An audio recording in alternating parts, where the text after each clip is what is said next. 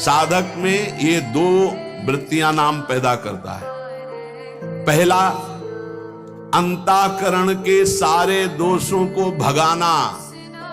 दूसरा, अंतःकरण में दैवी संपदा के सद्गुण स्थापित करना। तुम्हें नहीं करना, वो नाम कर रहा है, पर तुम चुप रहो।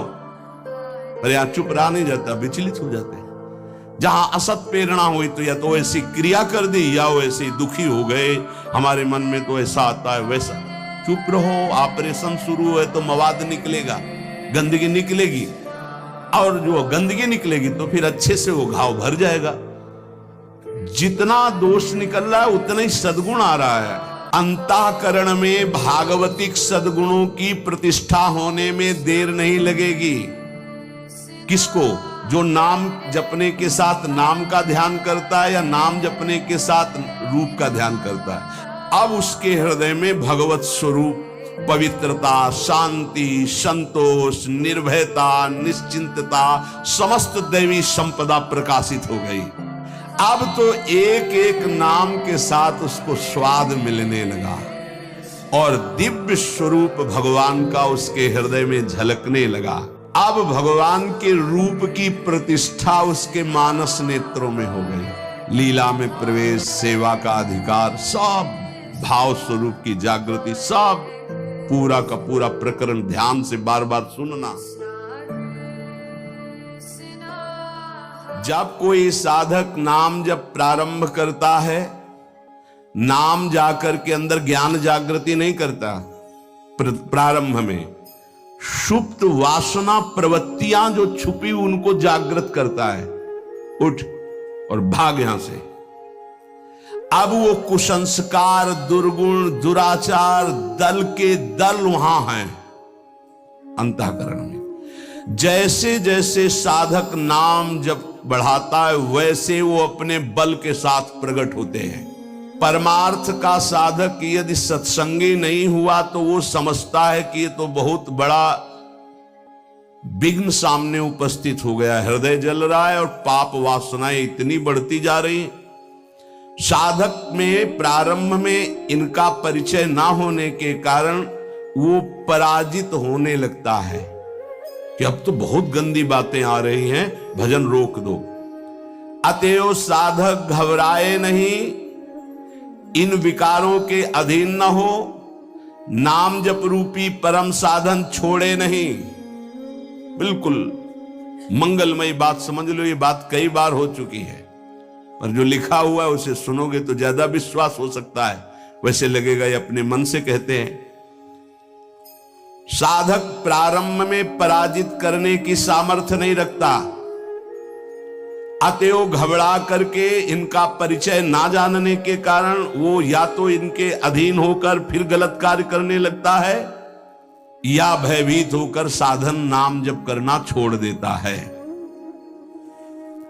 किंतु यदि गुरु कृपा पात्र साधक प्रभु के नाम की वास्तविक महिमा जो सुन चुका है, ऐसा अवसर जब आता है कि हृदय में बड़ी गंदी बातें, बड़ा प्रपंच उदय हो रहा है, तो वो समझने लगता है नाम काम कर रहा है, नाम काम कर रहा है। अब हमारा हृदय खाली हो रहा है, ये वासनाएं निकल रही हैं, समस्त हे गुण, दुर्गुण, दुराचार प्रवृत्तियां नष्ट हो रही हैं। बार बार वही हमने अनंत जन्मों में किया, इसलिए बार बार वही आ रहा है, आ नहीं रहा, वो जा रहा है, हर वृत्ति जा रही है। अतएव और नाम उच्चारण बढ़ाए और सत्संग सुने, जिससे हिम्मत बनती जाएगी। घबराओगे नहीं, बड़ा भारी युद्ध है, एक दिन में सब डिलीट नहीं हो जाएंगे। धीरे धीरे जिन गुणों से भगवान रीझते हैं, ध्यान देना, एक विकार गया, एक गुण आ गया, वो विकार की वृत्ति गई, दूसरा गुण आ गया, खाली नहीं रखता। ये बड़े काम की बात है। जैसे जैसे नाम जब चलेगा, दुर्गुण, दुराचार, दुर्विचार, पाप प्रवृत्ति खाली हुई, उतने में सद्गुण सदाचार आके बैठ गया कि अब दोबारा उसको जगह नहीं मिलेगी। और धीरे धीरे वो पूरे के पूरे दुर्गुण दुराचारों को हटा करके साधक में सद्गुण सदाचार स्थापित कर देता है। नाम, पहला प्रभाव नाम का। साधक को ये बात ध्यान रखनी है कि ये दो वृत्तियां आपके अंदर प्रारंभ में होंगी, दोषापनयन और गुणाधान। दोषापनयन, जो दोष वृत्तियां हैं उनको निकलना और उनकी जगह में सद्गुण सदाचार स्थापित करना, ये नाम करेगा। तुम्हें चुप रहना है, राधा राधा राधा राधा राधा राधा। विचलित नहीं होना कि मन बहुत हमारा परेशान करता है, बहुत विकार आ रहे हैं, अब कैसे रहूं। खुशी मनाओ, गंदी बातें निकल रही हैं। पर साधक कैसे खुशी मनावे? वो तो मन में तदात्म में, तो मन में जलन हो रही है और वो निकल रहे हैं तो वो समझ रहा है आ रहे हैं, और फिर वो उनसे या तो द्वेष कर बैठता है या तो राग द्वेष कर बैठता है। क्यों आ रहे हैं, क्यों ऐसा ऐसा, उनकी सत्ता दृढ़ हो रही, और या फिर उसी आचरणों में लग जाता है तो रागात्मक या द्वेषात्मक वृत्ति से वो टिक जाते हैं, खाली नहीं हो पाते। इसीलिए लंबा समय निकल जाता है, कोई लाभ उसको समझ में नहीं आता। साधक में ये दो वृत्तियां नाम पैदा करता है। पहला, अंतःकरण के सारे दोषों को भगाना। दूसरा, अंतःकरण में दैवी संपदा के सद्गुण स्थापित करना। तुम्हें नहीं करना, वो नाम कर रहा है, बस तुम चुप रहो। पर यहां चुप रहा नहीं जाता, विचलित हो जाते हैं। जहां असत प्रेरणा हुई तो या तो ऐसी क्रिया कर दी या वो ऐसे दुखी हो गए, हमारे मन में तो ऐसा आता है वैसा। चुप रहो, ऑपरेशन शुरू है तो मवाद निकलेगा, गंदगी निकलेगी, और जो गंदगी निकलेगी तो फिर अच्छे से वो घाव भर जाएगा। जितना दोष निकल रहा है उतना ही सद्गुण आ रहा है। कितना सुंदर बात है, अगर ये न समझ पाए तो परेशानी पड़ जाएगी। बिल्कुल निश्चिंत रहिए, तुम्हारे अंदर काम क्रोध लोभ जो भी दोष दिखाई दे रहे हैं, आ नहीं रहे, जा रहे हैं, जा रहे हैं, और वो जगह खाली नहीं हो रही, वहां दैवी संपदा भर रही, जिससे भगवान प्रसन्न होते हैं। यदि हम नामोच्चारण के साथ साथ नाम का ध्यान शुरू कर दें तो और जल्दी दिव्य सद्गुण आ जाएंगे। अंतःकरण में भागवतिक सद्गुणों की प्रतिष्ठा होने में देर नहीं लगेगी। किसको? जो नाम जपने के साथ नाम का ध्यान करता है या नाम जपने के साथ रूप का ध्यान करता है। दुर्गुणों दुराचारों की जो प्रवृत्तियां हैं, बहुत सुंदर सुगम उपाय है उनके निकालने का नाम जप। नाम जप से ही निकलते हैं। सद्गुण सदाचार ये खाली हृदय में आकर बैठने लगते हैं। बहुत बढ़िया प्रक्रिया है, बस समझ लो, कोई प्रश्न नहीं रह जाएगा। जैसे जैसे तुम्हारा भगवत चिंतन अधिक बढ़ेगा तो काम क्रोध लोभ मोह मद मत्सर ये पूरा का पूरा अपना प्रभाव दिखा के नष्ट हो जाएंगे। ये पूरे के पूरे नष्ट हो जाएंगे, ऐसा शब्द नहीं आया, प्रभाव दिखा के नष्ट हो जाएंगे। जितना इनमें पावर हो पूरा पावर दिखाएंगे तुम्हें परास्त करने के लिए। नाम छोड़ दो, संसार में आ जाओ। पर जो साधक जमा रहता है, राधा राधा राधा, अब उनके अनर्थ और दुष्परिणाम और अनिष्ट चिंतन ये सब कुछ छूट गया। नाम से पूर्व पाप भस्म हुए, वर्तमान का जो अनर्थ है, दुष्परिणाम है, अनिष्टकारी चिंतन है, वो छूट गया। अब उसके हृदय में आनंद का प्रादुर्भाव हुआ। अब उसके हृदय में भगवत स्वरूप पवित्रता, शांति, संतोष, निर्भयता, निश्चिंतता, समस्त दैवी संपदा प्रकाशित हो गई। अब तो एक एक नाम के साथ उसको स्वाद मिलने लगा और दिव्य स्वरूप भगवान का उसके हृदय में झलकने लगा। अब भगवान के रूप की प्रतिष्ठा उसके मानस नेत्रों में हो गई। पूरा का पूरा प्रकरण ध्यान से बार बार सुनना। अब उसके हृदय में जो आनंद आया, उस आनंद में उसे आत्मस्वरूप का बोध हो जाता है। मन अद्भुत आनंदित, तो भगवत दृष्टि जागृत हो गई।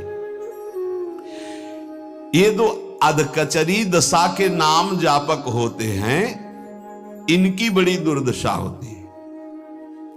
मुख से तो नाम उच्चारण करते हैं और शरीर के आचरण करते हैं, वही जो मन बुद्धि कहते हैं, तो उनका वास्तविक नाम जप नहीं हो पाता। क्योंकि थोड़ी देर मुख से नाम उच्चारण कर लिया, फिर असत आचरण किए, असत चिंतन किए, तो ये जो अधकचरापन है ये बहुत कष्ट देने वाला है। सच्चा नाम स्मरण जो पीछे वर्णन किया गया, आपको परास्त नहीं होना, बराबर नाम। इसके साथ जब नाम का चिंतन, रूप का चिंतन, तब समझो कि आप अधकचरी अवस्था से बाहर आ गए। अभी तो बहुत गंदी बातें चिंतन में आती हैं, अभी तो लड़ना पड़ेगा, इतना तो लड़ने के लिए तैयार रहो। अगर ये कह दो ये सब हमसे नहीं होगा, तो एक उपाय है, किसी महाभागवत को पूरा जीवन समर्पित कर दीजिए, खत्म खेल आपका। ये भी देख लीजिए करके, पूरा जीवन अक्षरशः समर्पित, थोड़ी गुरुदेव की बात और थोड़ी मेरे मन की बात। ये अधकचरापन, भगवान ने नारद जी को कहा था, अधकचरे योगी का मेरा साक्षात्कार नहीं होता।